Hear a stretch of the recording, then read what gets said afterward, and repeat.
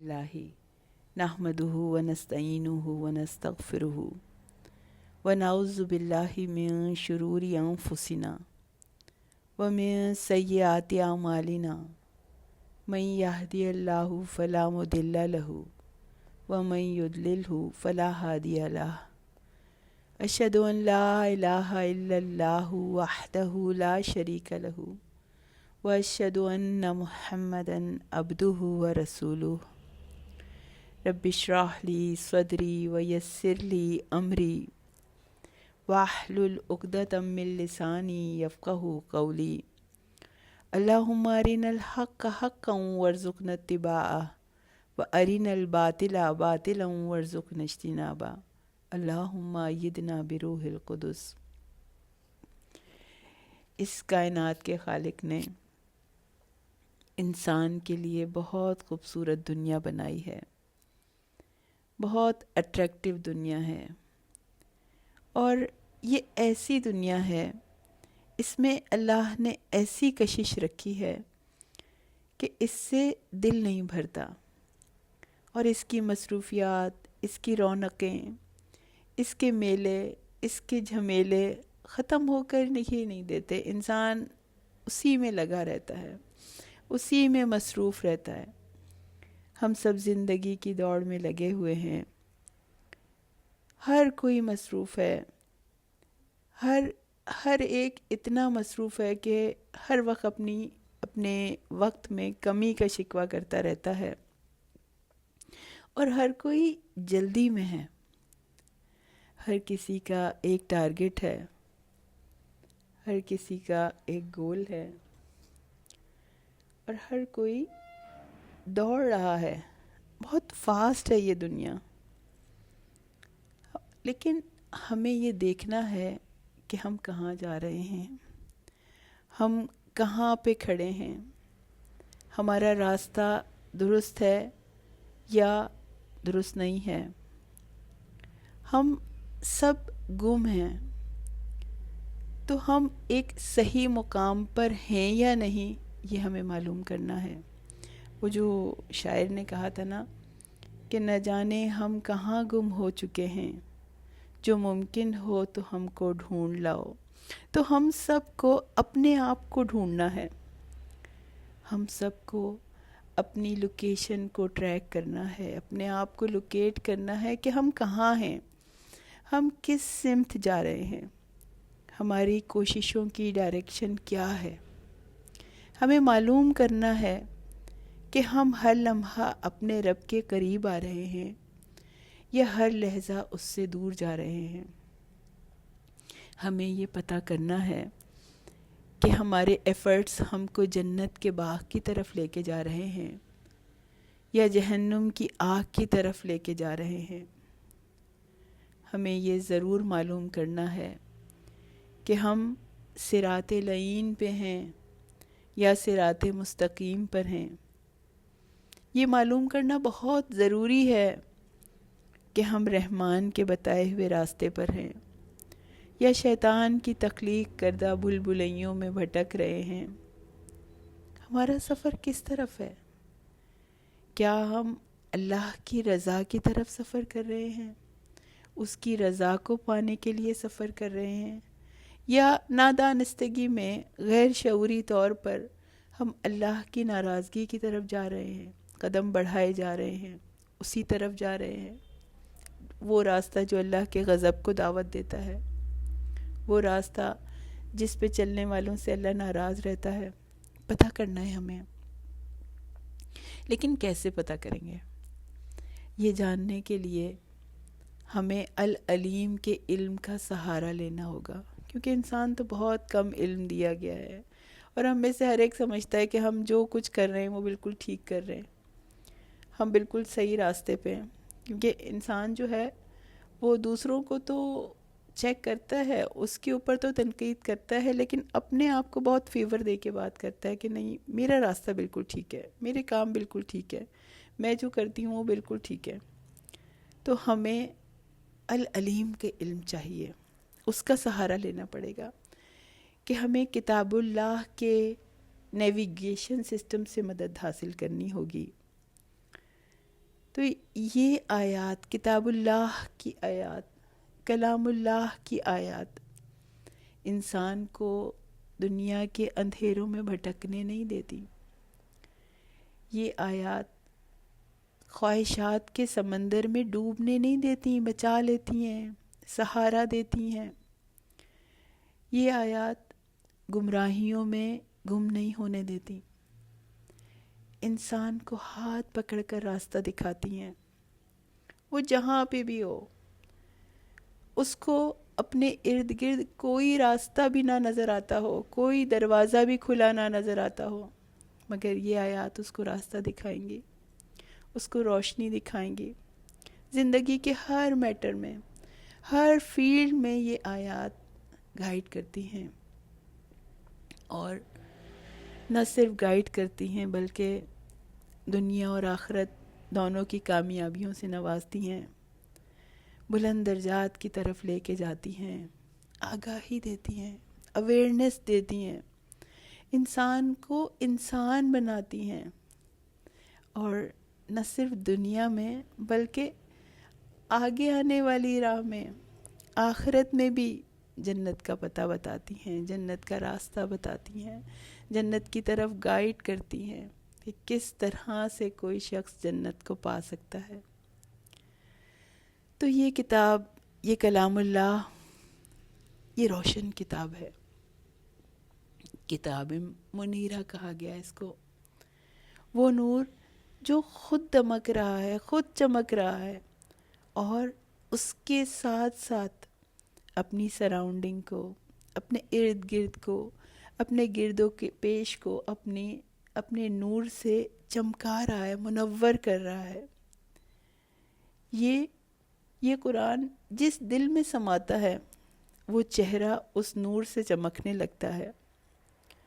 جو انسان اسے تھامتا ہے اس کا نور گارنٹیڈ ہے اللہ کی طرف سے، دنیا اور آخرت دونوں میں. صرف دنیا میں نہیں، صرف آخرت میں نہیں، بلکہ یہ اللہ کا کتنا بڑا فضل ہے کہ دنیا اور آخرت دونوں میں اللہ تعالیٰ اس کو نور عطا فرماتا ہے. اور نہ صرف اسے نور ملے گا بلکہ پل صراط کے اوپر بھی اس کو روشنی ملے گی. وہ روشنی جس سے وہ تیزی کے ساتھ اس پل کو کراس کر لے گا. اس وقت جب لوگ اندھیروں میں گر پڑ رہے ہوں گے، جہنم میں گرے جا رہے ہوں گے، اس وقت اس کو نور ملے گا ان آیات سے. تو اس روشنی سے انسان کی زندگی سنور جاتی ہے. یہ کتاب اندھیروں سے روشنی کی طرف لے کر آتی ہے، لا علمی کے اندھیروں سے علم کے نور کی طرف لاتی ہے، بے عملی سے عمل کی طرف لے کر آتی ہے، شکوک و شبہات سے یقین کی طرف لاتی ہے، خواہشات کی دنیا سے قناعت کی دنیا کی طرف لاتی ہے، ذلت سے عروج کی طرف لے جانے والی کتاب ہے. یہ بچھڑے ہوں کو رب سے ملانے والی کتاب ہے. اور جو بھی اپنے خالق سے دور چلا گیا اس کا ہاتھ تھام کر اس کو یہ قرآن اپنے مالک کے در پہ لے آتا ہے، اس کی پناہ میں پہنچا دیتا ہے، اس کے دامن میں پہنچا دیتا ہے.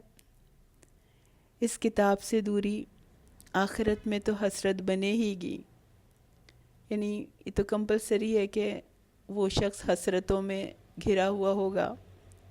لیکن اللہ تعالیٰ اس سے دوری کو دنیا میں بھی حسرت بنا کے دکھا دیتے ہیں.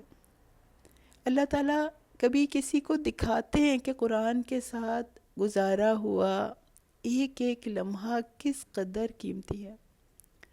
ان آیات کو پڑھنا کتنی بڑی سعادت ہے. عام طور پہ انسان کو پتہ نہیں چل رہا ہوتا. بعض چیزیں اللہ تعالیٰ نے علم غیب میں رکھی ہیں. اس کتاب کے انعامات بھی علم غیب میں ہیں. یقین کرنے والوں کو ضرور ملیں گے، آگے بڑھنے والوں کو ضرور ملیں گے. لیکن کبھی اللہ تعالیٰ انسان کے یقین کو پکا کرنے کے لیے ان چیزوں کو سامنے بھی لے آتا ہے کہ انسان کی آنکھیں کھل جاتی ہیں. انسان کی کہتے ہیں نا کہ ایک ایسا لگتا ہے کہ اس کی آنکھوں میں بینائی آ گئی، روشنی آ گئی، اس کو وہ سب نظر آنے لگا جو اور لوگ نہیں دیکھ سکتے. تو ایک واقعہ ہے، میرے دل پہ بھی اس کا بڑا اثر ہوا. کسی نے شیئر کیا، ایک مریض کا واقعہ شیئر کیا. وہ مریض بہت بہت زیادہ بیمار تھے، اور اتنی زیادہ بیماریوں نے ان کی ایسی حالت کر دی تھی کہ وہ اپنے ہاتھ پاؤں بھی نہیں ہلا سکتے تھے. اور ان کے ساتھ ایک عجیب ماجرا تھا کہ وہ ہاسپٹل میں کافی عرصے سے تھے، اور جس کمرے میں وہ تھے تو اس کمرے کے باہر سے کوئی بھی گزرتا تھا تو وہ ہر گزرنے والے کو آوازیں دیتے رہتے تھے، اس کو پکارتے رہتے تھے، اور اپنے درد سے تکلیف سے کراہتے رہتے تھے، لیکن بلاتے بھی رہتے تھے. کسی کے قدموں کی چاپ سنتے، کوئی گزرنے کی کسی کی آواز آتی تو اس کو پکارنے لگتے کہ تھوڑی دیر کے لیے، 1 منٹ کے لیے ادھر آ جاؤ. تو ایک صاحب وہاں سے گزرے جو انہوں نے یہ واقعہ شیئر کیا. وہ یہ کہنے لگے کہ وہ جب گزرے تو یہ ان کو بے قراری سے پکارنے لگے، تو یہ ان کے کمرے میں آ گئے کہ کسی کو کچھ ضرورت ہے، میں دیکھ لوں کہ کیا ضرورت ہے. تو دیکھا تو وہ مریض بیچارے لیٹے ہوئے تھے، ان کے سامنے جو ہے وہ ایک رحل رکھی ہوئی تھی، اور ان کی نگاہیں اس رحل کو ٹک ٹکی باندھے ہوئے دیکھ رہی تھیں، بالکل غور سے دیکھ رہی تھیں. وہ اس رحل پہ قرآن رکھا ہوا تھا، اور یہ اس قرآن کو بغور دیکھ رہے تھے اور اس کی تلاوت کیے جا رہے تھے. اور گھنٹوں سے وہ 2 پیجز کی تلاوت کیے جا رہے تھے.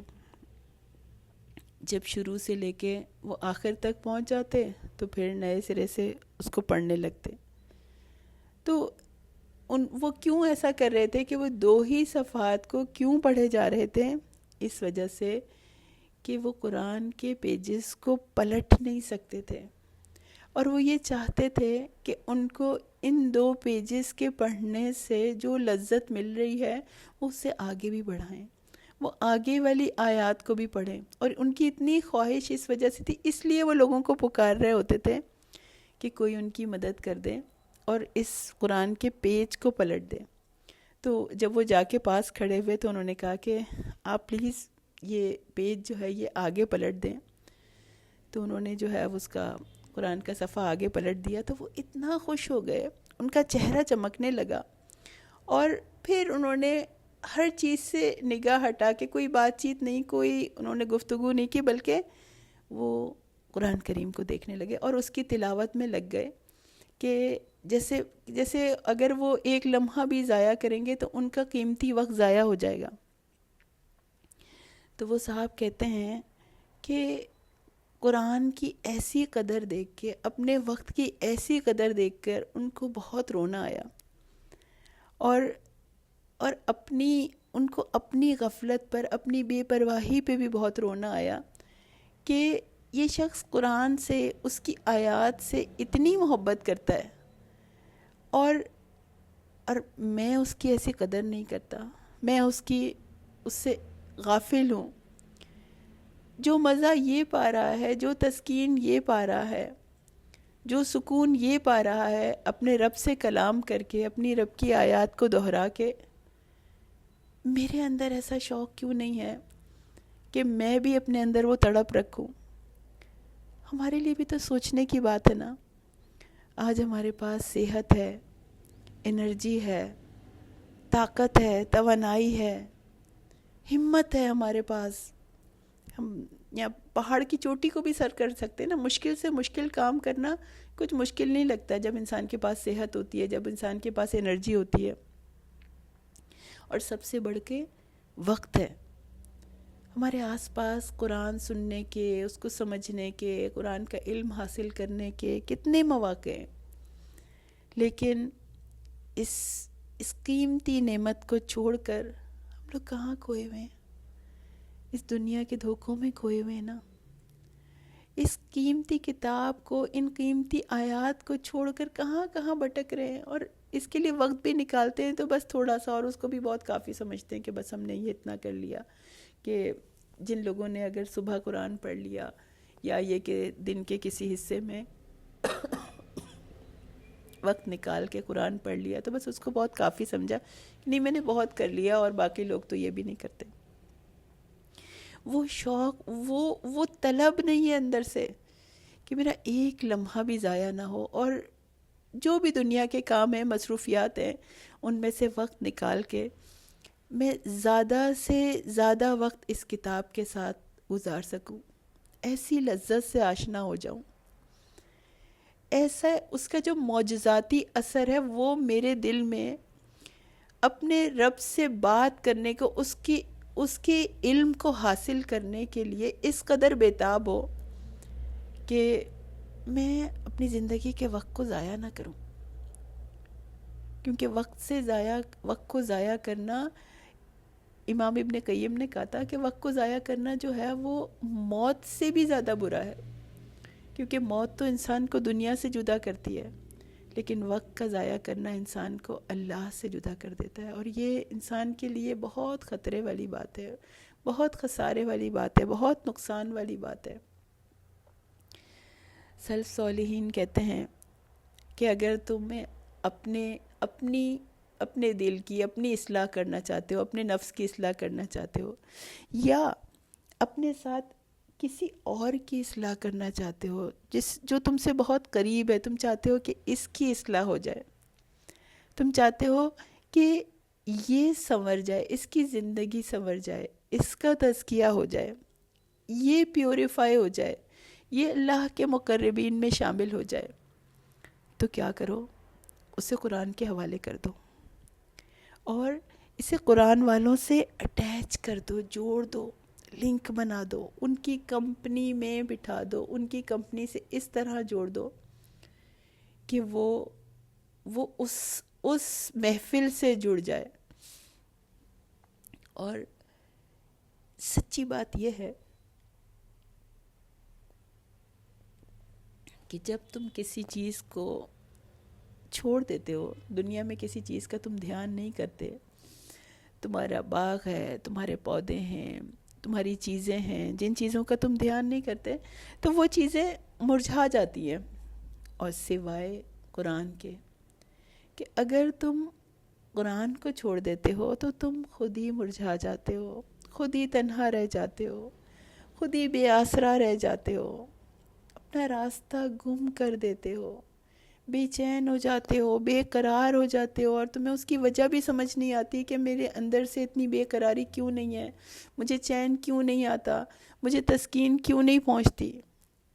تو اللہ تعالیٰ بھی کہتے ہیں کہ فَأَيْنَ تَذْهَبُونَ، تم کہاں جا رہے ہو، کہاں چلے جا رہے ہو اس قیمتی کتاب کو چھوڑ کے، ان قیمتی آیات کو چھوڑ کے، ایسے معجزاتی قرآن کو چھوڑ کے کہاں جا رہے ہو؟ فَأَيْنَ تَذْهَبُونَ. اس کتاب کو چھوڑ کر تم کہیں سے ہدایت نہیں پا سکتے.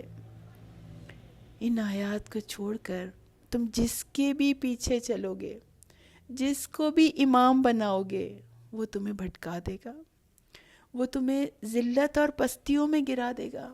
اللہ تعالیٰ کہتے ہیں، سورہ تکویر کی آیات ہے، ان ہوا الا ذکر للعالمین.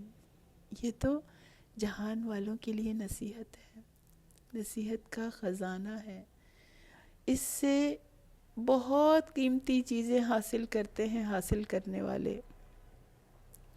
اور پھر اللہ تعالیٰ کہتے ہیں لمن شاء منکم من یستقیم، تم میں سے جو چاہے اس سے سیدھا راستہ حاصل کر لے، تم میں سے جو اس پہ چلنا چاہے. اللہ تعالیٰ نے سب کو اوپن اپرچونٹی دی، سب کو بتا دیا کہ یہ آیات کتنی قیمتی ہیں، سب کو بتا دیا کہ یہ کتنی اہم کتاب ہے.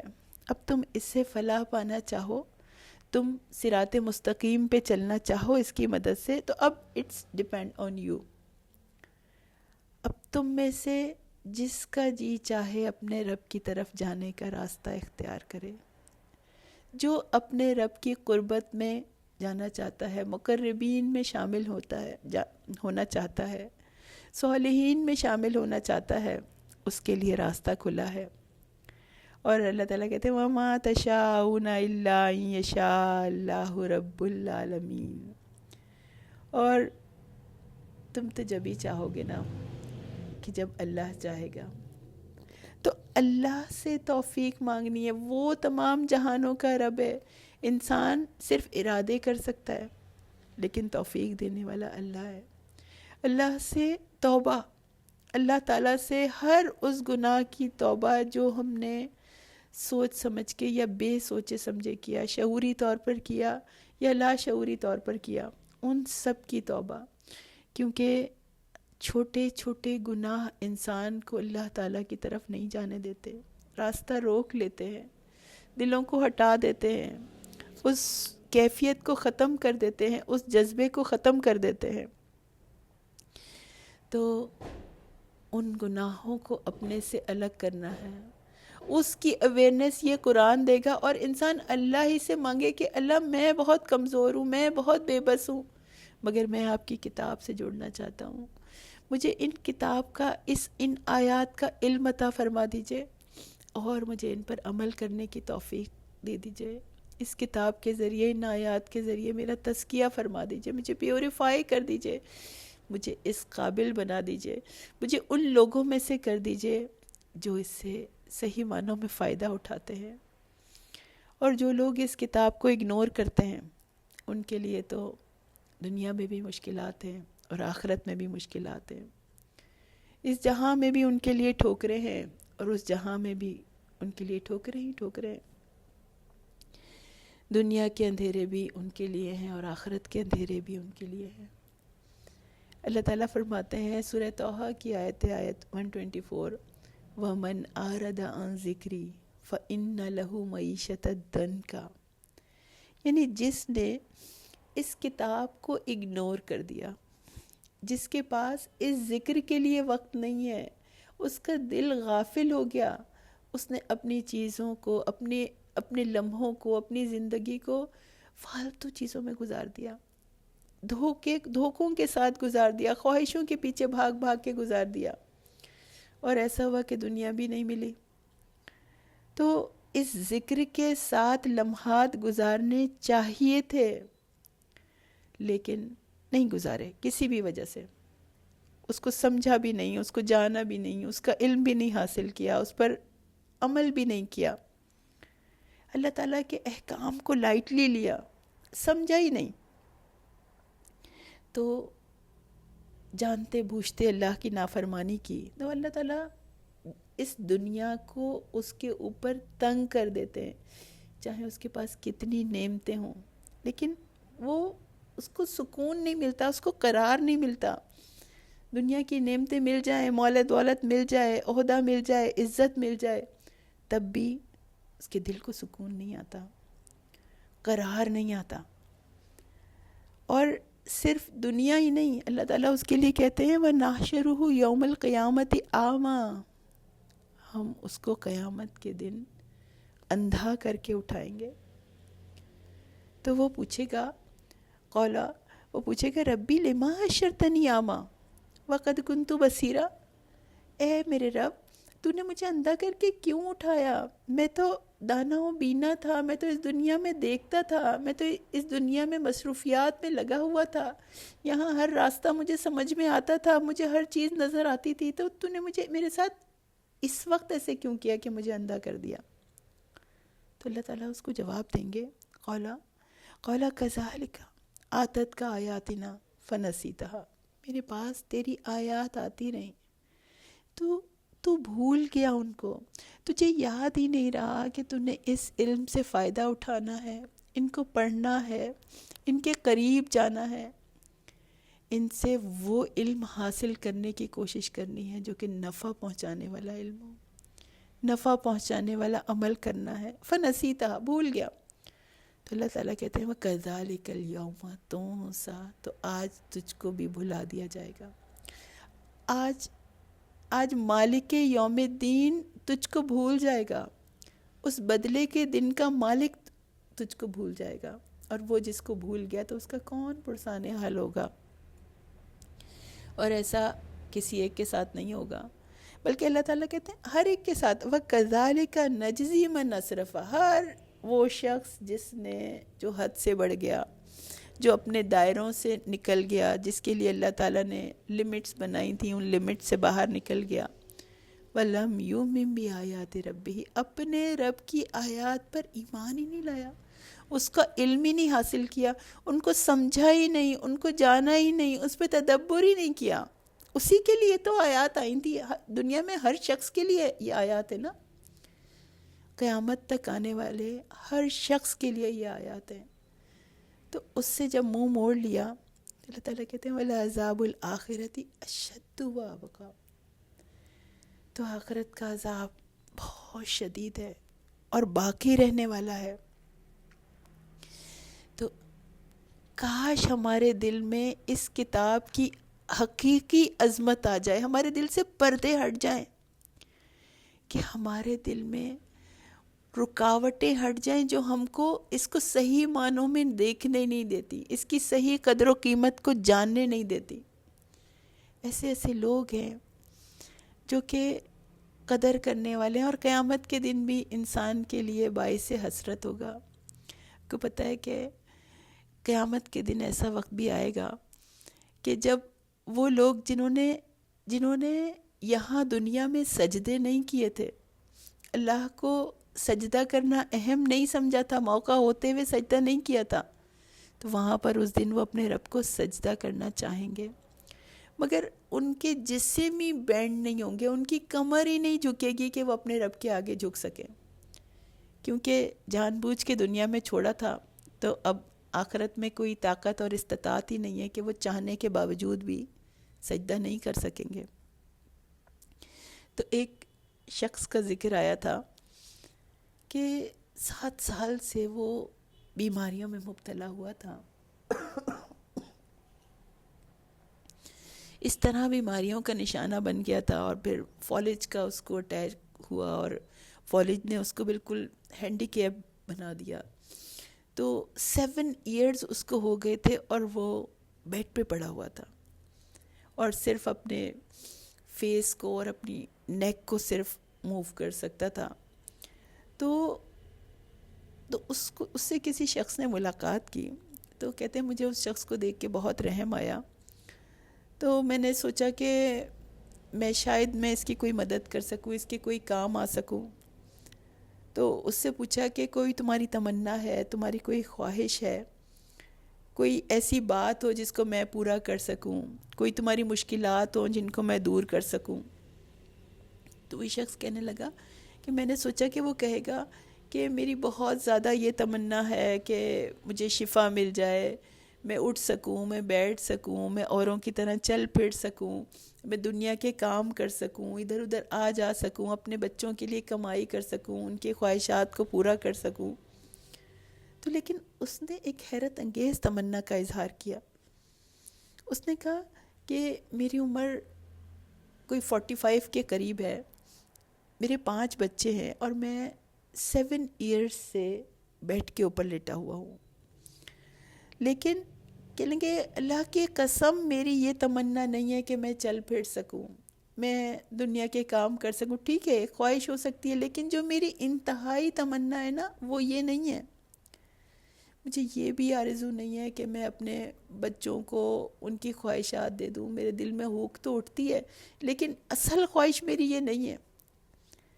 میری انتہائی خواہش یہ ہے کہ جو ہے وہ میں اپنے رب کے حضور سجدہ کر سکوں، مجھے اتنی قدرت حاصل ہو جائے، مجھے اتنی استطاعت حاصل ہو جائے کہ میں اپنا یہ سر اللہ کے حضور سجدے میں رکھ سکوں، اس کے آگے سجدہ ریز ہو سکوں، اس طرح جیسے دوسرے لوگ ہوتے ہیں، جس محبت کے ساتھ، جس خشوع و خضوع کے ساتھ وہ نمازیں پڑھتے ہیں، اور لوگ، میں چاہتا ہوں میں بھی اس طرح پڑھ سکوں، کہ اللہ تعالیٰ مجھے اتنی طاقت دے دے، مجھے اتنی قدرت دے دے کہ میں اس طرح نمازیں پڑھ سکوں۔ وہ چاہتا تھا کہ اللہ کے آگے سر جھکانے کی لذت کو محسوس کر سکے، وہ تسکین حاصل کر سکے جو سجدے کے اندر تسکین حاصل ہوتی ہے، جو رب کی محبت حاصل ہوتی ہے وہ اس کو پانا چاہتا تھا، کہ اس کے ہاتھ پاؤں میں طاقت آ جائے تو وہ خشوع و خضوع کے ساتھ، محبت کے ساتھ نماز ادا کر سکے۔ تو ہم سب کو بھی تو ہمارے رب نے صحت عطا کی ہے، طاقت عطا کی ہے، تو کیا ہمارے رب کا، ہمارے رحیم و کریم رب کا یہ حق نہیں ہے کہ ہم سب کو چھوڑ کر صرف اسی کے ہو جائیں؟ ہم روتے ہوئے، گڑ گڑاتے ہوئے اس کے آگے سجدہ کریں، اپنی باڈی کو اس کے آگے بینڈ کر دیں، اس کے آگے سر اطاعت جھکا دیں، سب سے کٹ کے، اس دنیا سے ہٹ کے ہم کچھ ٹائم صرف اور صرف اس کو دیں، اس سے معافی مانگیں اپنے گناہوں کی، اس سے دور جانے میں جو بھی ہم سے غلطیاں ہو گئیں، جو بھی ہم سے گناہ ہو گئے، ان کی معافی مانگیں۔ اس نے ہمیں کتنی نعمتیں دی ہیں، کتنی آسائشیں دی ہیں، ہمارے جسم بینڈ ہوتے ہیں، ہم اٹھتے ہیں، کھڑے ہوتے ہیں، قیام کرتے ہیں، لیٹتے ہیں، سوتے ہیں، تو اتنی آسائشیں پانے کے بعد، اتنی نعمتیں پانے کے بعد، کیا ہمارے دلوں میں ایسا شوق ہے، ایسا جذبہ ہے کہ ہم بھی اپنے مالک کو ایسے سجدہ کریں جیسے مقربین کرتے ہیں، جیسے مخبتین کرتے ہیں، جیسے ساجدین کرتے ہیں، جیسے اس سے محبت کرنے والے کرتے ہیں؟ تو ہم اس کو چھوڑ کر، اس کی اطاعت کو چھوڑ کر کہیں دنیا میں کیسے کھو سکتے ہیں؟ اگر ہماری آنکھیں کھل جائیں، اگر ہم ان حقیقتوں کو جان لیں جو کہ چھپی ہوئی ہیں، یہ ہمیں نظر آنے لگیں، تو ہم کیسے اس کے حکم کو پیچھے ٹال سکتے ہیں، کیسے لائٹلی لے سکتے ہیں؟ اور اب تو رمضان میں بھی چند دن رہ گئے ہیں، اور اللہ تعالیٰ مختلف مواقع دیتا رہتا ہے، وقتاً فوقتاً دیتا رہتا ہے، اللہ تعالیٰ انتظام کرتا رہتا ہے، ہمارے سامنے ایسی چیزیں لے کے آتا رہتا ہے، اور انشاءاللہ ہمارا سیشن ہوگا قرآن کو ہم اس کا دورہ کریں گے، تو ہم نے ابھی کیا کرنا ہے؟ ہمارے اندر یہ طلب پیدا ہو جائے صحیح وقت میں، جس وقت اس زندگی کی سانسیں چل رہی ہیں، اس وقت ہماری زندگی میں ہمیں احساس ہو جائے، ہم پختہ ارادہ کر لیں کہ ہماری جتنی بھی زندگی باقی ہے وہ قرآن سے اٹیچ ہو جائے۔ زندگی کے سفر میں بس زندگی کا سفر ساتھ چلے، اور اللہ کی معرفت کا یہ سفر چلے جب تک کہ ہماری آخری سانس بھی ختم نہ ہو جائے۔ تو اللہ ان آیات کو ہمارے دلوں میں اس طرح اتار دے کہ ہماری زندگیاں بدل جائیں، ہمیں چھوٹے چھوٹے گناہوں سے بھی دور کر دے، کیونکہ جب ہم اس کتاب سے اٹیچ ہوتے ہیں تبھی ہمیں ہمارے گناہ نظر آتے ہیں، تبھی ہمیں ہماری برائیاں نظر آتی ہیں۔ ویسے تو انسان اپنے آپ کو بالکل صحیح سمجھ رہا ہوتا ہے کہ ہاں میں تو بالکل ٹھیک ہوں، میں جو کرتی ہوں بالکل ٹھیک ہوں، ہمارے پاس بہت عذر ہے، بہت ایکسکیوزز ہے ہر بات کے، کہ ہاں یہ کام میں نے اس لیے کیا اور یہ کام اس لیے کیا، لیکن اللہ کے سامنے ایکسکیوزز نہیں چلتے، اور چھوٹے چھوٹے گناہ جو ہیں وہ بڑے بڑے عذابوں کا باعث بن جاتے ہیں، بڑے بڑے عذاب لے کر آتے ہیں۔ ہمیں اپنی زندگی میں قرآن کھولنا ہے، اور اس طرح کہ اس کو کھلا رکھنا ہے، ایک رمضان کے آنے کے بعد اس کو بند نہیں کر دینا کہ بس اب رمضان قرآن پڑھنے کا وقت تھا اور ہم نے اب اس کو بند کر دیا۔ اس کو ہر وقت کھلا رکھنا ہے، اپنی پوری زندگی میں اس کو نافذ کرنے کی کوشش کرنی ہے انشاءاللہ تعالی۔ اور اب ان گناہوں سے اپنے آپ کو ایک ایک کر کے نکالنا ہے، ایک ایک برائی ہمیں اپنی پکڑ پکڑ کر اپنے دل سے نکالنی ہے، اپنی ایسی خواہشات سے اپنے آپ کو دور کرنا ہے جو ہمیں اللہ تعالیٰ کی ناراضگی کی طرف لے کے جانے والی ہیں۔